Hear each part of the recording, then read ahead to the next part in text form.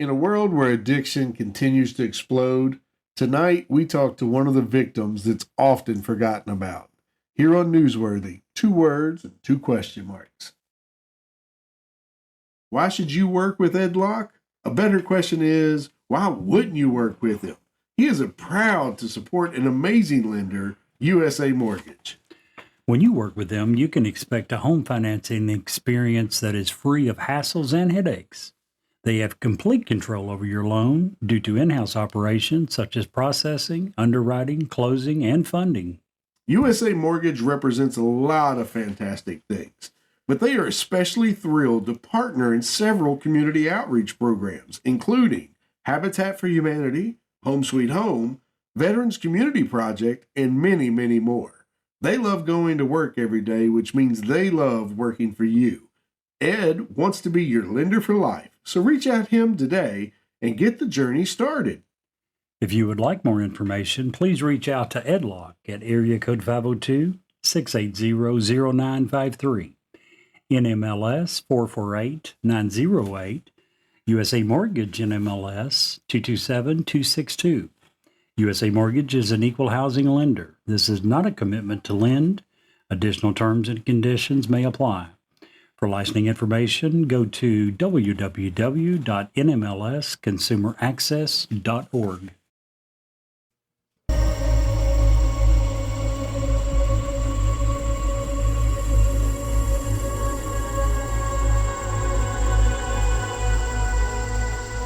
He's alive! Have you checked the children? Get out!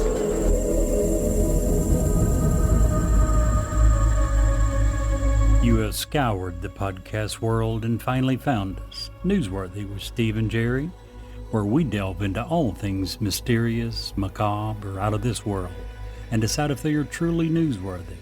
2 words and 2 question marks.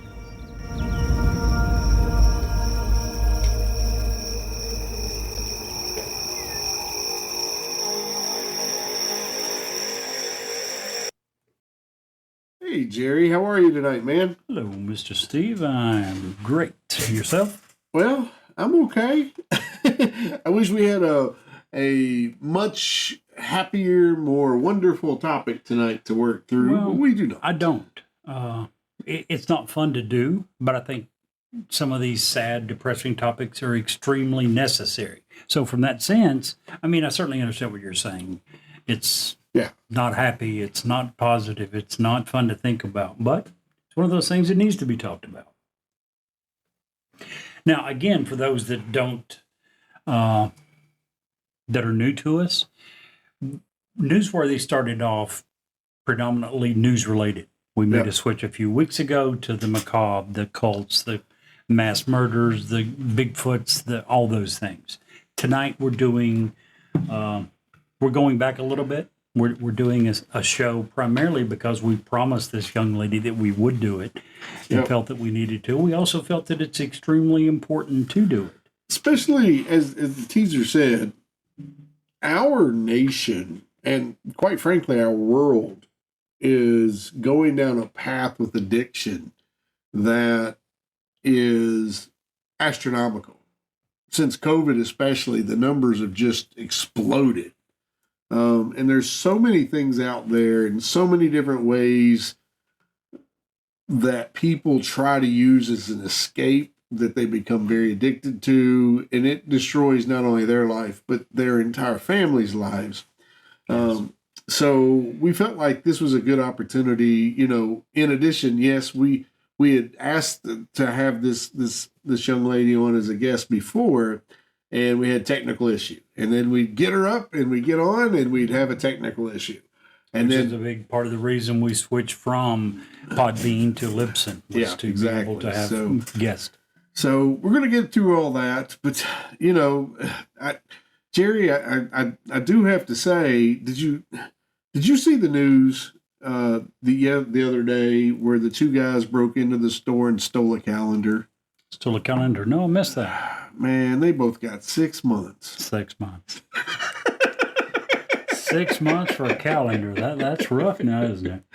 Well, we need to start throwing the books at some of these people that commit the bad crimes, not the guys still on the calendar. I decided for my dead joke, since we have moved away from, at least this one week, we've moved away from our macabre theme, that at least my dead joke could be more macabre Oh, themed. really? Yeah, I did. So here's mine. I was at the cemetery the other day. When I left, I saw that I had 3 missed calls and 10 unread texts. Wow. Guess I was in a dead zone. Jeez. That's a good one right there now. Very appropriate. I actually really like that. I don't know why I really like that, but I do. Dead zone. That's kind of like the old saying, you know why cemeteries have fences, right? Why? People are just dying to get in. Yeah. Do cemeteries bother you? No, not at all. Me either. Not at all. Now, that being said, my daughter used to live in a house that was right by the oldest cemetery in my hometown. Okay. And some of the headstones in that cemetery were from the late 1700s. I mean, we're going way back. Right. And that was a creepy place after dark. Just the way the river was close to that area, and it would always have like a mist about it. Well, that leads me to my question that I was trying to get to before. Halloween night. You have any problem you and I go and spend a couple hours there after dark? Oh, absolutely not. Let's do it. Okay. Let's do it. That, or we may instead go to a local place here in town that we will introduce later as well. We got that confirmed just the other day. We're going to have an amazing guest October 1st. Really excited. If you like haunted places, by far one of the most haunted places you've never heard of in the state of Kentucky. And we're talking, everybody's heard of Waverly. All over half of the eastern United States has heard of the Waverly Sanatorium up in Louisville. But that's just a big, scary building. What's happened in the building right here in our hometown, our current hometown, is real stuff. And we're going to have a guest in that is going to blow your mind. Yeah, he directs the tours. He's seen the things. He's done the deeds. So we're stoked by that. And we can't wait for October.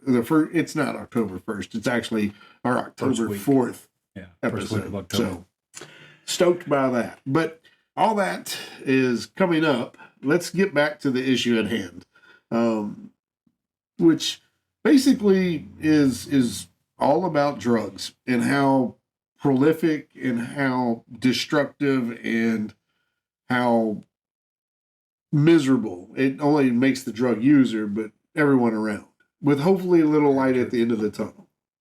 Hopefully. Very true. But it's a huge problem. You're absolutely right. I remember when, who was the first president? Do you remember to really talk about it? It was probably Nixon, right? Wasn't he the one that declared the war on drugs, I think? Oh, no. I think that was Reagan. No. It was before Reagan. Nancy. The war on drugs. Reagan. Google it. Just War on drugs no. started in 1971. Oh. That's before Reagan. Reagan went in office in 1980. So the war on drug precedes him by several years. But the reason I brought that up was simply this. Back in the 60s and 70s, probably going back to the 50s, we thought we had a huge problem with drugs. What would they think now? It's grown to astronomical heights. Did you find when the war on drugs was started? 1971. Yeah. 52 years, 2 months, and 1 week ago. I remembered that because there's an article that I was reading that came out in June. Actually, the war on drugs started in June of 71. The article that I read came out in June of 2021, and it was talking about that it had just hit the 50-year anniversary. But the only reason I was bringing that up was saying that, again, as bad as they thought in the 70s and the 80s and the 90s, as bad as they thought it was, and it was horrible. I'm not trying to detract from that. But we have gotten to a point now where it is just absolutely enormous. You and I were talking. It is now to the point that you would be hard-pressed to find a family in America that hasn't been affected in some way by drug use in the epidemic, whether Or it's or knows a family that's been. yeah, exactly. It doesn't have to be a direct, but if you could find some family that can honestly say, it hasn't affected me at all, you're one of the extremely few lucky families in America. So let's talk about drugs and just how I guess the best thing to do is, what's the definition of a drug? And just by the most basic definition of the drug, it is anything that changes the way the brain operates in and of its environment. It is about as basic as you can get. Yep. Caffeine is a drug. Sugar is a drug. Tobacco is a drug.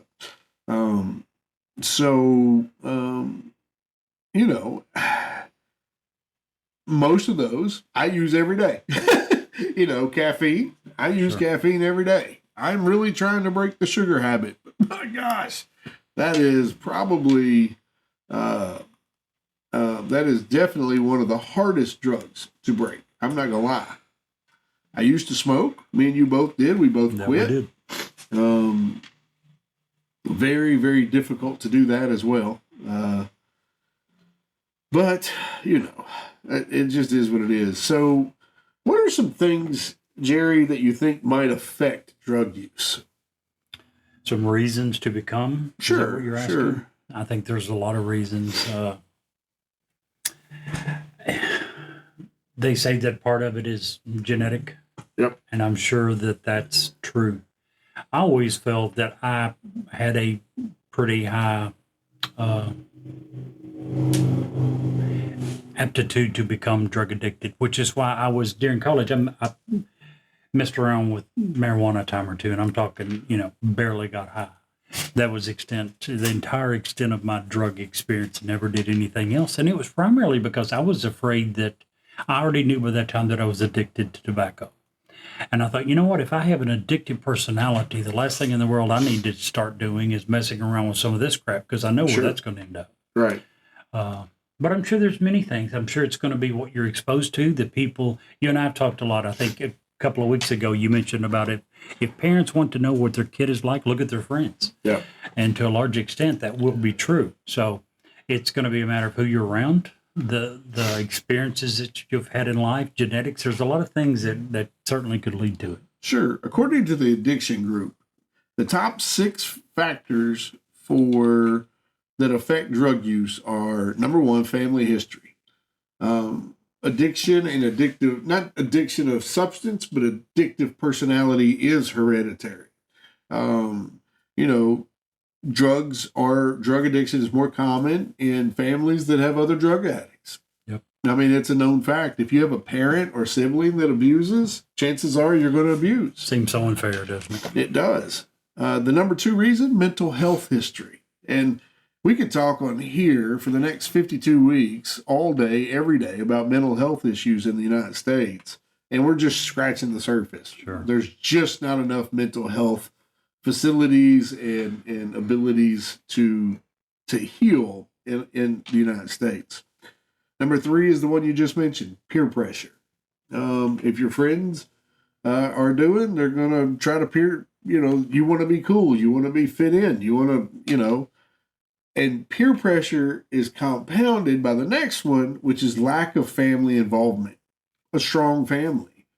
Someone is not nearly as pressured into that if they have a strong family structure at home, I believe. And if you start by taking a highly addictive drug, if you start with caffeine or whatever, or marijuana, it's going to be a much slower process than the first time you inject heroin into your vein. So accessibility is the other thing. What do you think the number 1 drug in America is? By what? Number 1 most used? Most used. Illegal drug? Nope, not necessarily. Just drug. Sure. Huh? Sugar. Well, sugar is still not, as much as it should be, not classified as a drug. Then probably Can you alcohol imagine? or tobacco. It's nicotine. Yeah. 14% of U.S. adults in 2019. This stat just blows me away. Just absolutely blows me away. In 2019, 14% of United States adults still smoke. That's 34.1 million people. I would have thought way more than that drank. Alcohol It is must number be. 2. And here's the thing. In the U.S., over 85% of people over 18 reported to drinking at some point in their life. But they are not equating to having a drink to being an alcoholic. And there's the difference. And tobacco is you don't do it You don't just do once it. every 2 or 3 Right. weeks. You Right. do it 14 times a day, Right. 14, 11 times a day. So that would Gotcha. be the main difference there. Anywho, so alcohol is number 2, marijuana is number 3. Marijuana is on the fast track to being a legal drug very soon, I think, across the 50 states. By the way, I saw a survey, Gallup poll, I do believe. Yes. In a Gallup poll in 2021, 68% of Americans said that marijuana should be made legal. 2/3. Yeah. It's just a matter of time. And marijuana actually has the one distinction for all of its negatives. It does have a lot of positives. It does do a lot of positive things. I don't know where you fall on that line. You and I have had Many. many Discussions conversations about, drugs and stuff. Number 4 is painkillers being illegally used. Lots of people are prescribed painkillers for real pain, but this particular number is based on using painkillers for an inappropriate level of pain. Basically, if you have a headache, you use a hydrocodone as opposed to a Tylenol. By the way, until I think it was 2003, 2004, prescription opioid use was the number 1 killer Yeah. of drug overdoses. So for many years, that was far and away. And I'm sure that number has, as they've cracked down on the pill mills, that number has switched to opium heroin and fentanyl. Yes, absolutely. It went to heroin and then it is now fentanyl. Yeah. So number 5, which kind of blows me away in 2019, cocaine. Cocaine's not cheap, but they're also including crack into this. Right. So that is cheap. So crack in 2019, cocaine was ahead of heroin, but not by much. Number 6 is heroin. Number 7 is, I don't know even how to say that. Benzodiazepines. We call it benzos. Benzos. Stimulants are 8, inhalants are 9, barbiturates are 10. So that's kind of the way they are out there. As far as the most addictive drugs, first time use is what they're basing this on: heroin, cocaine, nicotine, barbiturates, and alcohol. I figured fentanyl would have made that list. Well, in Highly. 2019, fentanyl, this is based on 2019, fentanyl was way down No, there. it was big in 2019. Mm. Fentanyl started in 2013. The popularity of illicit synthetic opioid use, with fentanyl being the number 1, led to the third wave of the researchers say that there's been 3 waves of drug crisis. The original, as we talked about, was the prescription opiates. Second was heroin. And now it is the synthetic opiates, which man-made chemical fentanyl. Yeah. Crazy, right? It Anywho. is very. Along those same lines, as far as drug overdoses that resulted in deaths, as we said, it started with prescription opioids and being the number 1 killer. And somewhere along the line, it changed in the mid-2000s to heroin use. And by 2000, let me see. In 2013, it's when synthetic opioid use became popular. By 2016, it was killing more people than any other drug in America. Wow. Between 2016 and today, or between 2016 and 2021, it more than doubles the number of drug overdose deaths than all the other drugs combined. Holy buckets. So that, it gives you a perspective into how dangerous this stuff is. It's crazy. I don't, well, I know that we have a guest that's upcoming. I think that they are about ready to come on with us here. So we're going to cut this part short. We'll come back and join you and just talk about some other things right after our interview.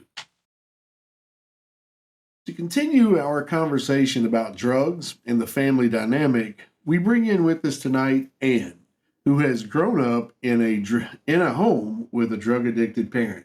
Welcome to being our guest, Ann. How are you? I'm great. Thanks for having me. You're welcome. Now, this is we recently switched our programming, Format. but we have, we had communicated with you previous when we were doing a different version of Newsworthy and promised to get you on. And we feel like this is a very important topic and genre busting, if you will, because there's a lot of people out there that are dealing with this issue, and we appreciate having you on very much. Absolutely, especially for a topic that is so tough for so many people to talk about. Thank you. Yeah, absolutely. We know this has got to be kind of hard. Now, we're going to go back in time quite a bit. You are grown now, married, got a house full of children, and that's all great. But we're going to go back to when it wasn't so great. And Yeah. Before we get started, you mentioned to us that you listen to our show and you know the format. So do you have anything for us? Yeah, I just wanted to tell you guys that my life's decisions and what I went through, it made me believe that I'm going to start investing in stocks. Investing in stocks? Yes. And the stocks that I'm going to invest in are chicken, beef, and vegetable. And I'm hoping to be a billionaire one day. Yep, she listens to us. She's got those cringe-worthy dad jokes down far better than you or I. A billionaire. Remember our email, newsworthy with Steve and Jerry at gmail.com. Do me a favor, start sending me some. Yours are the best we've had on. That was wonderful. Marvelous. I like it. I like it when we get feedback and people actually listen to the show and send us or come on and tell us dad jokes. That's fantastic. I mean, it's the best way to start off a topic. Yeah, absolutely. So let's just get into it. How back when you were young, I guess the question is, at what age did you understand that? And this was it your mom in this case? Yes. When you're at what age did you understand that mom has an issue? I vaguely remember a lot of my childhood, and I think it's because my brain has wanted me to forget the worst things that happened, and they come to me piece by piece. The first solid time that I actually realized something was wrong was when it was right after Christmas, and I was 10 years old, and her and her boyfriend at the time were arguing. He had come home drunk, and I said I was 10, right? Yeah, right. So it was maybe 10 o'clock, 11 o'clock at night. I was in a nightgown, and I hear screaming and yelling from my bedroom. And it turns out that she had been hit in the head with a metal pipe, and our phone line had been cut from the wall. And I was told that I needed to get up and go find someone to let me use their phone to call 911. Oh, geez. Yeah. Well, that definitely would lead you to believe that something was wrong. Oh yeah. Do That you- kind of like started the snowball effect with everything else. sure. Now, at 10, you had this terrible thing, with the domestic violence. Hmm. Did you know at that point that, hey, mom's doing X or mom's doing, Y or No, not at that point. No. They fought like that off and on. After that night, I remember my grandmother had come to pick me up from the hospital where the ambulance had taken her. Um, and she just seemed off the next couple of days. Like she just kind of looked strung out, which I mean, at 10, I didn't know exactly what that was, but she just looked a lot different. Like she looked feral, if that makes any sense. well, makes perfect sense, unfortunately. Um, and she threatened to have my grandmother arrested for kidnapping because she was going to take me with her out of state back to her house because she like almost secondhand witnessed everything. Like she wasn't there, but she knew from what the police had told her and all that. And if she had gone across state lines, then it would have been considered kidnapping. But that's like seeing the way she acted when she went to pick me up from my aunt's house where my mama was staying was kind of like it was an eye opener for me because I believe that she was the victim, a couple days before, and then she acted the way she did, like feral, like a angry mountain Gotcha. lion. Like I Wow. don't know how to explain that part, but like I said, it was like the snowball effect. Like how they say like pay your debts off. The snowball effect, start small and then get Sure. bigger as you go down. That's So, what was the next time that, fast forward just a little bit when you're unfortunately growing in this knowledge that there's something wrong?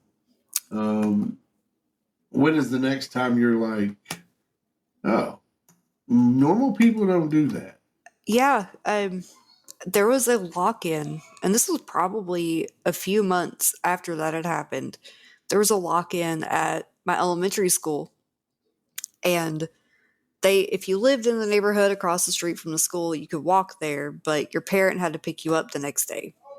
And she was perfectly fine the day that I went to the lock-in where we stayed all night, watched movies. The teachers were there, obviously. And I was only in 5th grade, but she was perfectly fine that day. And when it was time for her to come pick me up, like her eyes were kind of droopy. It seemed to me at the time like she was drunk, Oh, wow. but there was no alcohol smell. So I knew like it wasn't alcohol because you can smell alcohol in someone who's been Right. drinking. The next time after that, I stayed the night with a friend in the neighborhood that we lived in, like right down a block or two away. And I came home the next day and I made sure I was an only kid with her. I made sure that my room was always clean because who's going to mess it up other than myself? And before I had stayed the night at my friend's house, I made sure my room was cleaned, stayed the night with my friend, came home, and I found her completely trashed my room, and she was passed out in the floor, completely naked. Oh, wow. How old were you then? I was still 10. Oh, geez. That's a big thing to see when you're 10. It's even worse when you see feminine products sticking out too. So like That Yeah. that's one thing. Like, I, as much as I want to forget that happening, like, I can't. Yeah. Did she even try to explain or come up with a reason for any of this? No, No. Just left you no, to deal with it. pretty much. I mean, there were a lot of days where I would cook myself like plain noodles and butter for dinner. And it just gradually got worse after that. Like, she would sell the food stamps. She lost her job at one point. Then got food stamps, and my grandmother would help as much as she could. She would buy me clothes, made sure I wasn't withering away to nothing, would give me stuff for Christmas, my birthday, but the food stamps wouldn't go to food. I Yep. mean, there's always ways to go around Oh, sure. selling them and getting them for money for more drugs. Well, so where was Dad during this? Honestly, I don't know, because it wasn't until a few years ago that I found out that it wasn't his fault that he never saw me. It was actually her. So I don't exactly know. She wouldn't let me see him. Yeah. That'd be tough. So Yeah. Jerry took one of my questions. When as she got progressively worse and you got older, as we do, did she start to try to hide this from you at all? I think she would try. But it's just like I'd pretty much grown up around it, so I knew what to look for. Like, I could walk down the street now and be like, that person is on something, that person is on something. Like, after you're around something for so long, you can just kind of pick up on the incredibly subtle clues that people are trying to hide something, and it just doesn't get past you.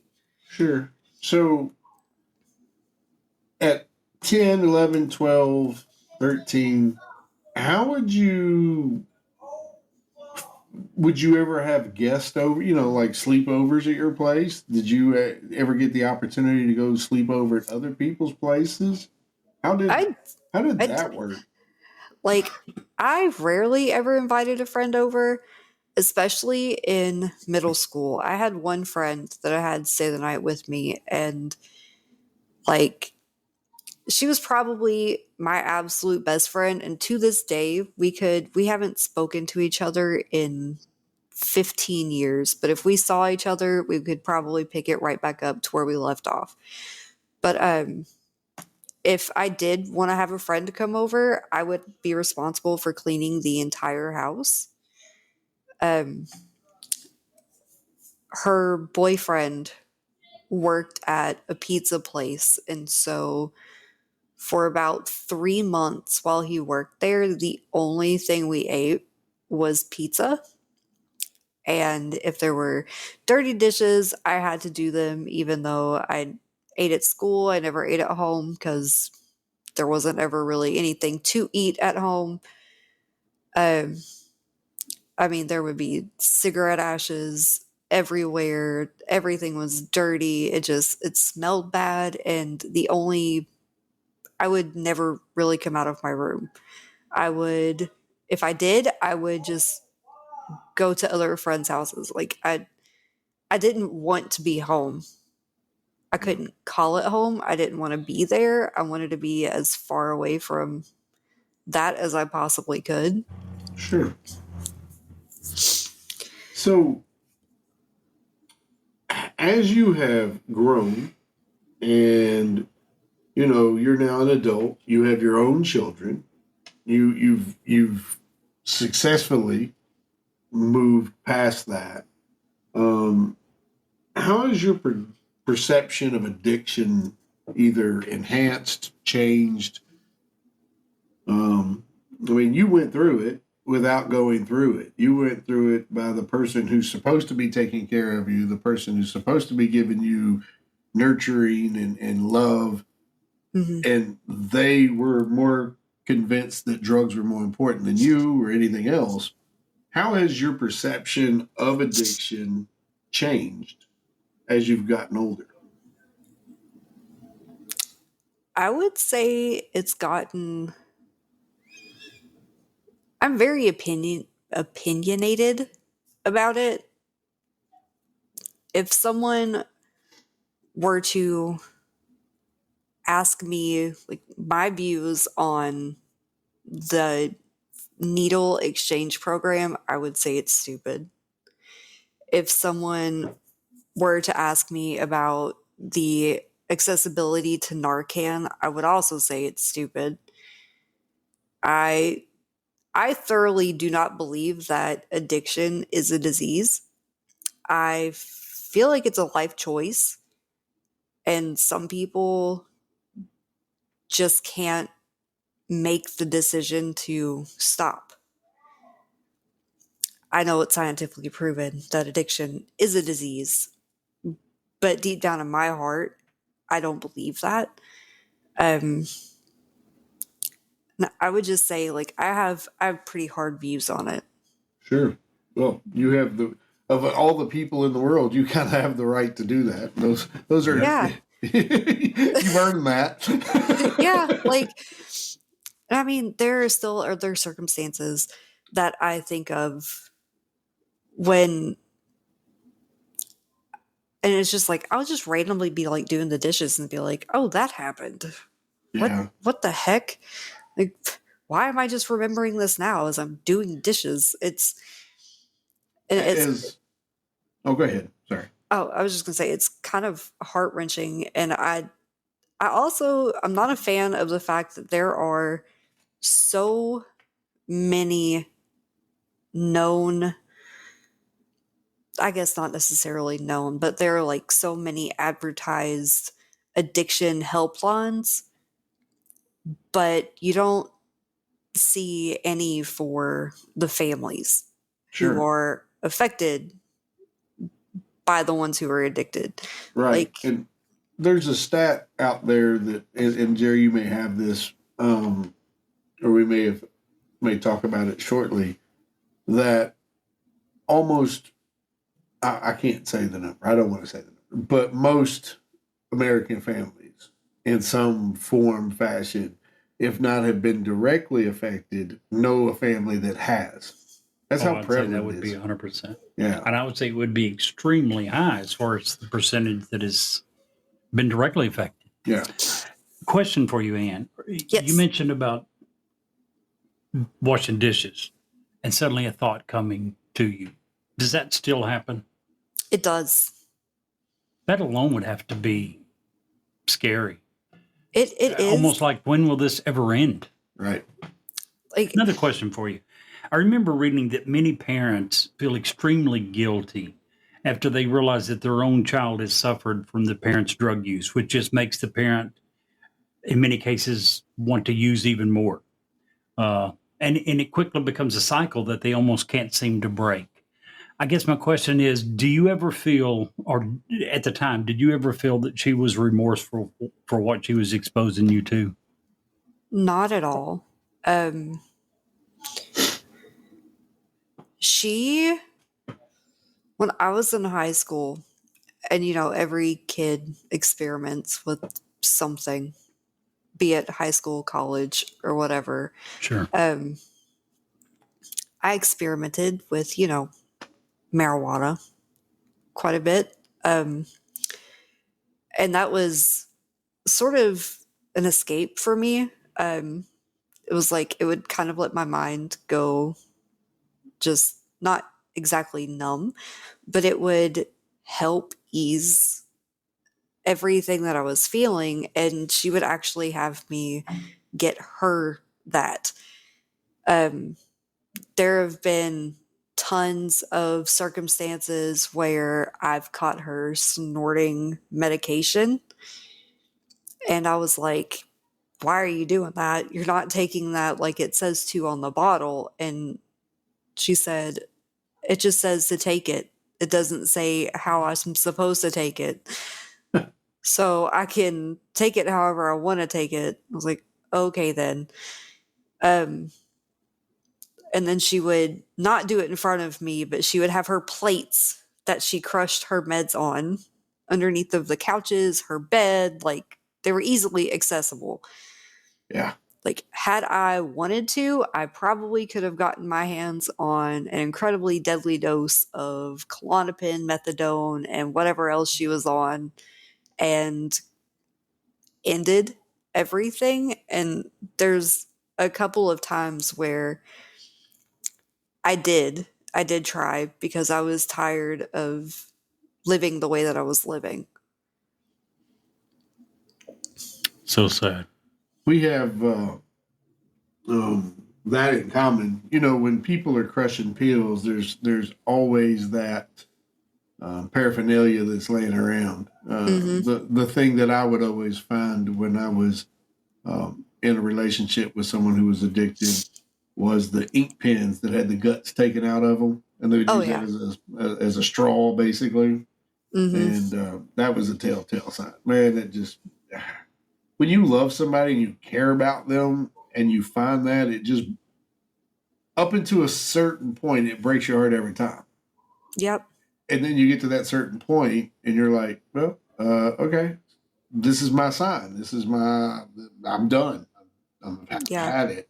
So, is it a situation that your parent was probably hooked on the pills, and then the pill mills got shut down by the state, which they all did, and they switched into something else to get that same type high? Is that what you think happened?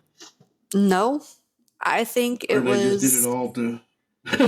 I think they just did it all. Yeah. To be honest, she was with like the, I guess, kingpin, you could say, of my hometown. Sure. And so she had easy access to just about anything she wanted. Oh, wow. And I was told once or twice in high school that she was smoking crack, which I didn't believe. I got mad because I always thought of her as the victim because she was in this abusive relationship. And I told her once, I think I was 16, I was like, it's either him or me because I can't do this anymore. And she's stuck with him, and I went to go live with a friend. Wow. So I mean, go ahead. I was going to say, like, most of my teenage life, I wasn't even living with her or a parent. And I had one opportunity to live with my dad, and where she kept us apart for so long, it was a strained relationship, like He was probably a stranger. yeah, but it was just like, I wanted to be everything I possibly could, good, but at the same time, like, I felt like I was abandoning her, and that I was the only family she had left because at this point, my grandparents had passed away, and I felt guilty. I mean, even one of my friends, when I was in middle school, their parents wanted to adopt me, and she said no.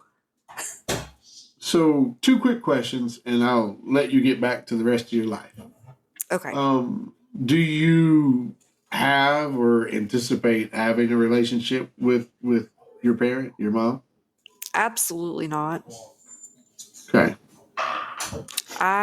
She hit that breaking point that you were talking about about 6 years ago, and I haven't spoken to her since. Oh, wow. And from what I hear through the grapevine is that she's 50, I think now, but she looks like she's about 75, 80 years old. So yeah, she tries to leave me voicemails on my birthday and Christmas and tell me that she's sobered up and clean, but I don't believe that. Sure. And it's in my best interest and my family's best interest to not even entertain the idea. Well, absolutely. I will say that, having relationships with people throughout my life, there are circumstances where recovery does work. Mhm. And if a person is in the throes of addiction with the right help and the right attitude, they can recover and become whole again. So don't ever give up all your hope. But you have to do what's right for you and for your family, certainly.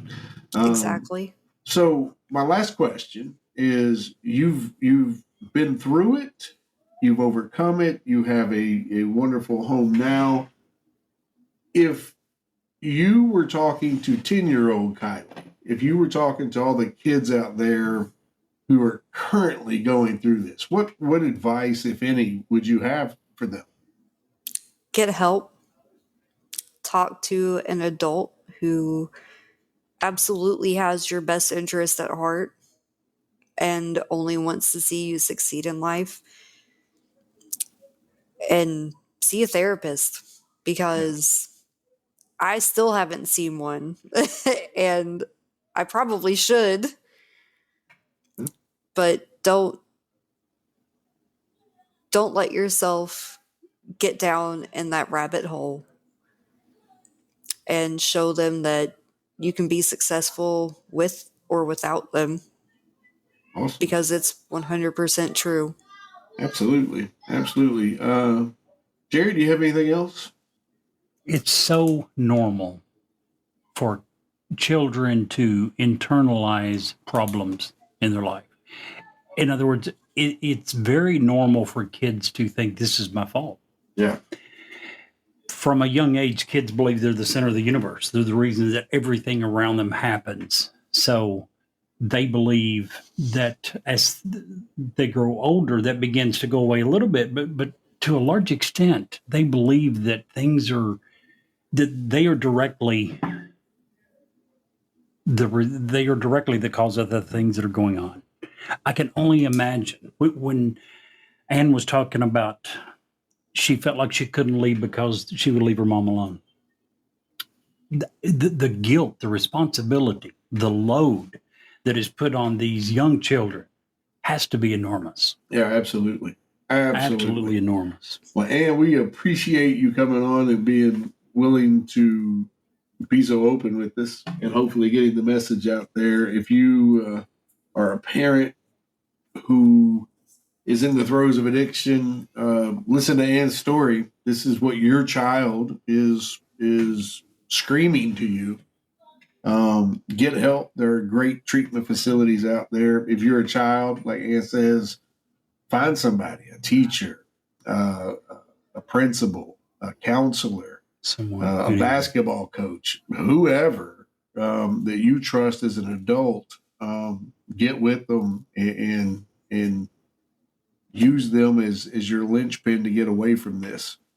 We're going to cover some stats here in just a minute about how many children are nationwide in foster care currently because of opioid addiction.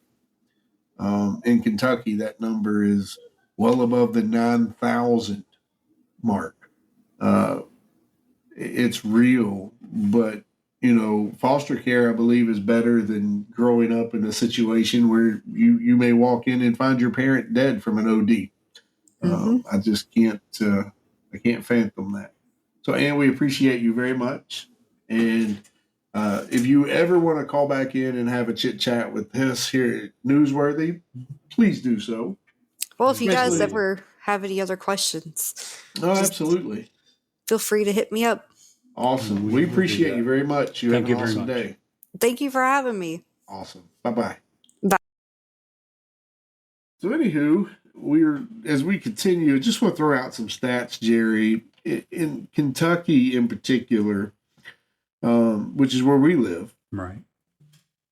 One of the smaller population-based states in the United States. How many youth do you think is in foster care because of drugs? Oh, I don't know. I'd be afraid to even guess at that. 9,000. Over 9,000 kids in the state of Isn't that Kentucky are in foster care because of drug abuse. And I'm sure the number is probably larger because they don't usually take them out because of drug use. They take them out because the drug use leads to neglect, leads to mistreatment, leads to not being fed, leads to a multitude of things. Abandonment.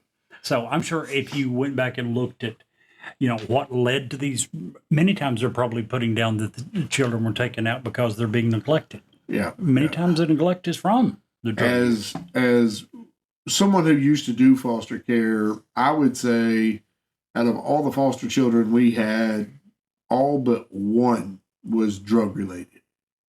And that's So sad. That's The crazy. only innocent people usually suffer the most. And this is a case of that being exactly the case. Exactly. So, Jerry, if someone was in a situation where, do we have U.S. numbers I do have a couple. as far as number of kids in the United States in Right. foster care? First of all, approximately 20%, 1 in 5 children in the U.S. live in a home with a parent who's addicted to drugs or alcohol. So roughly Jeez. 20%. Now, you specifically ask about children that are being removed and put into foster care. According to a study that I read that was government study, in 2020, parental alcohol or drug abuse was listed as an identified reason for removal in 39% of children who were going into foster care. Holy 39%. Wow. Oh, by the way, for comparison's sake, in 2000, that number was 18.5%. During that same time period, other reasons for removal, primary reasons such as neglect and abuse, mainly declined. Wow. Sad. Very sad. So if people want to reach out, and I'm friends with a number of folks that work in recovery centers, and I just want to give a little hope at the end of this pretty dark episode. Sure. First of all, if the situation is right and the person is right, and their attitude is right, drug addicts can and do recover and go on to start to live normal lives again. Absolutely. Now, it's a hard road to hoe. It is. They have, by the time they hit rock bottom, have probably just about ruined any ties with anybody in their past from stealing or lying to or whatever the case may be. Right. So it is a very hard road to hoe. But there is hope. There is. That's the good news. It is possible. The right clinic, the right facility, the right attitude, the right motivations. Yep. It does happen. Yes, it does. According to one survey, USA survey on drug and health, now this is going to be a little bit of hope for you. Now this is from the United States National Survey on Drug and Abuse. More than 75% of people that are addicted to alcohol or drugs can and do recover. Their condition improves and substance use no longer dominates their life. That's a lot of hope for the hopeless.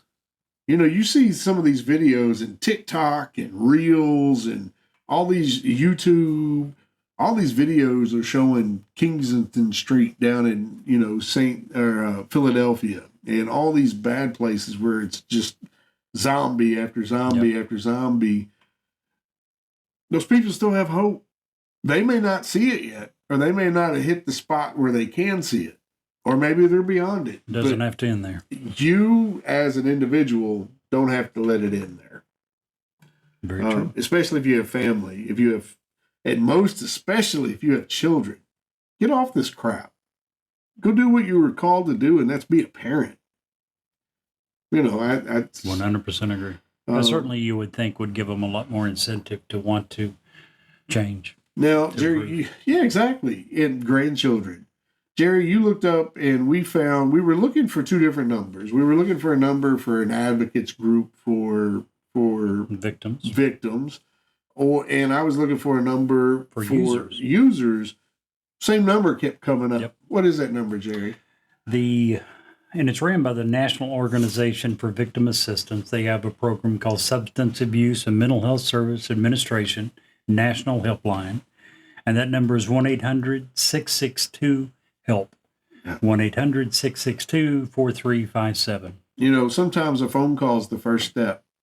Maybe that's all it takes. I don't know. But if you're out there and you're looking for a way out, this number is the way out. It's at least the first step. For victims and users. Yep. Man, that episode is really interesting. And if you'll stick around for us for just a few commercials, we have another great story to tell you. Hi, this is Ed Locke with USA Mortgage. When it comes to buying a home, the process can be overwhelming and confusing. With so many options, it can be hard to know where to start. That's why it's important to work with a certified mortgage loan originator. I have the knowledge and expertise to guide you through the process and find the best mortgage option for you. I will work with you every step of the way to ensure that you are getting the best deal possible. So if you're looking to purchase or refinance, please reach out to me at 502-680-0953. So don't take on the stress of buying a home alone. Work with me and I will make your dream a reality. Trust the professionals and make your home buying experience a positive one. MLS ID 448908, DAS Acquisition Company, LLC, doing business as USA Mortgage, MLS ID 227262. This is not a commitment to lend. Additional terms and conditions apply. USA Mortgage is equal housing opportunity. If you want us to review or rate your product on air, if you have suggestions for new episodes, awesome ghost stories, or anything else, please reach out to us. Our email address is newsworthywithsteveandjerry@gmail.com. Our text number is area code 540-709-1318. And now, back to the story. Hey, Jerry, do you like hugs? Oh, absolutely. How would you like to be hugged for 4,000 years? Not so much. Not so much? Well, in an archaeological site known as Lajia, a Bronze Age site in the upper reaches of the Yellow River in western China, they have found just that. In fact, they found two sets of intertwined skeletons. We'll get to that in a second. But the people of Lajia were, like most people in this area, their economy was based on millet production and sheep herding. They also experimented with some of the very first high-temperature fired pottery, known as proto-porcelain. The world's oldest noodles were also discovered at this very same site all the way back in 2005. Back to the hugging mother and child. On both of these, one was sitting up, embracing her child. They think from DNA that it was a mother and a son in both cases. And the remains were dug up on the site that has now been had been branded the Pompeii of the East. Experts believe this site was hit by an earthquake and flooding of the Yellow River, but really aren't sure what the magnitude of this disaster was. However, the catastrophe is thought to have wiped out the entire settlement, leading to the comparisons to Pompeii. Although this site, known as Lajia, is more than 2,000 years older than the Roman city. And Jerry, if you can't see the light, be the light.